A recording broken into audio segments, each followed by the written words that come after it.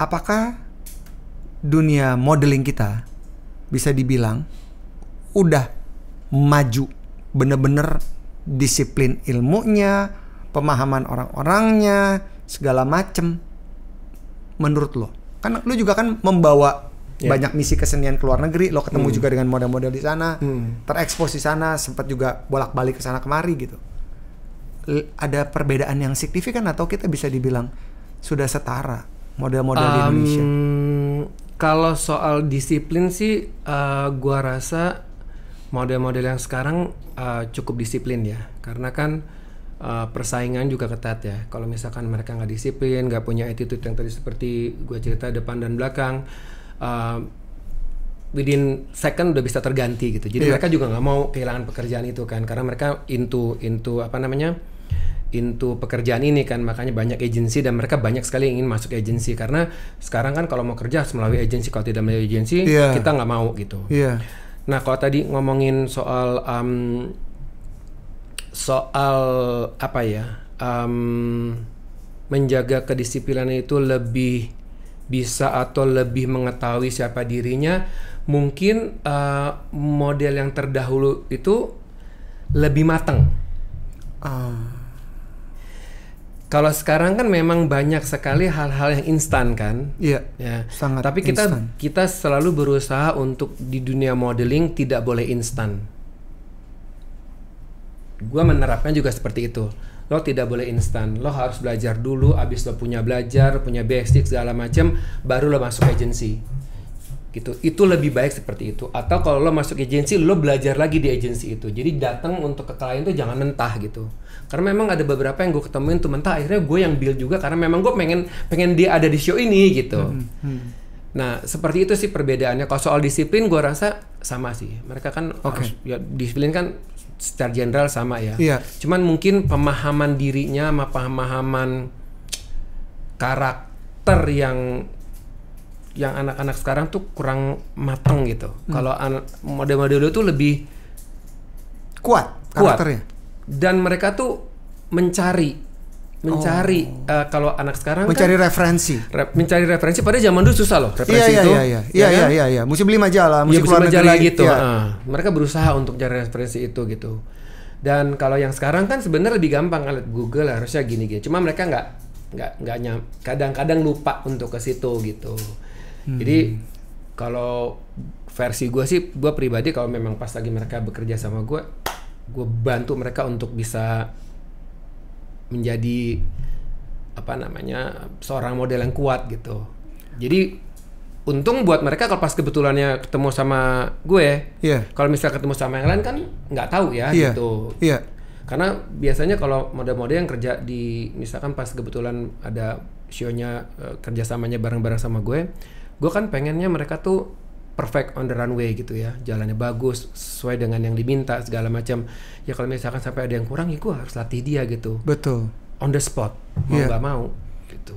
Cak, ngeliat nggak sih ada perbedaan? Kalau tadi kan antara model zaman dulu berarti di bawah tahun 2000-an ya gitu kali ya, atau di tahun 2000-an? Gue itu startnya dari 90 ya, berarti sebenarnya 80-an ya, 85 gitu tuh gue udah lihat-lihat dan udah ketemu sama yang model era senior yang 85. Jadi gitu 90s dengan 2000-an sekarang early gitu kalau 90s sama after 90s lah itu startnya kan. Kan gue mulai bener-bener apa itu di 90s kan. Jadi ketemu sama model 90s sama yang early 90s gitu.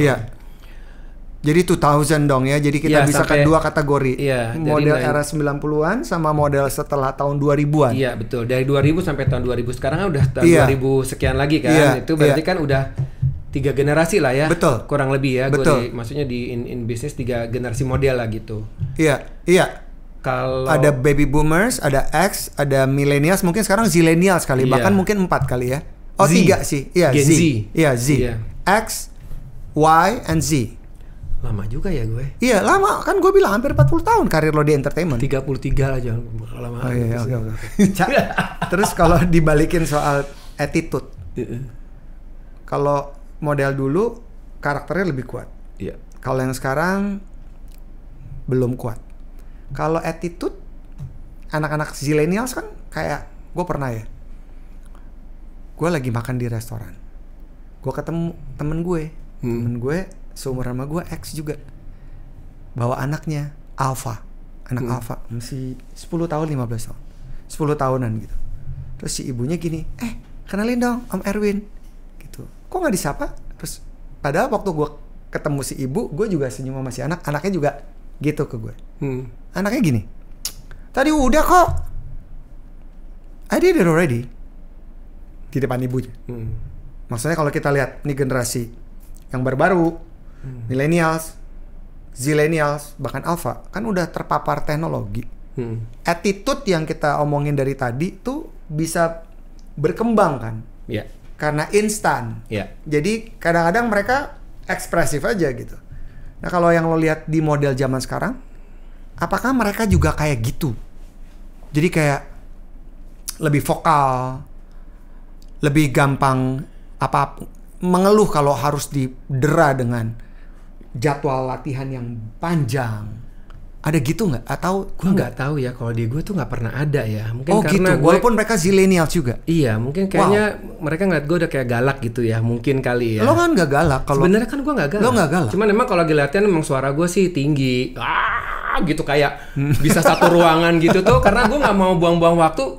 Lo denger deh semuanya daripada gue ulang-ulang gitu. Memang terlatih seperti itu. Kita kan dari dulu kan kayak ngomong nada gue kan tinggi, kenceng apa gitu-gitu. Jadi gue tidak pernah, alhamdulillah selama 33 tahun gue kerja sama model, maksudnya dia melakukan hal itu di gue. Tapi gue pernah dengar dia melakukan hal itu di tempat lain, which is gue juga nggak bisa ngomong apa-apa kan, gitu, karena itu bukan urusan gue gitu. Betul.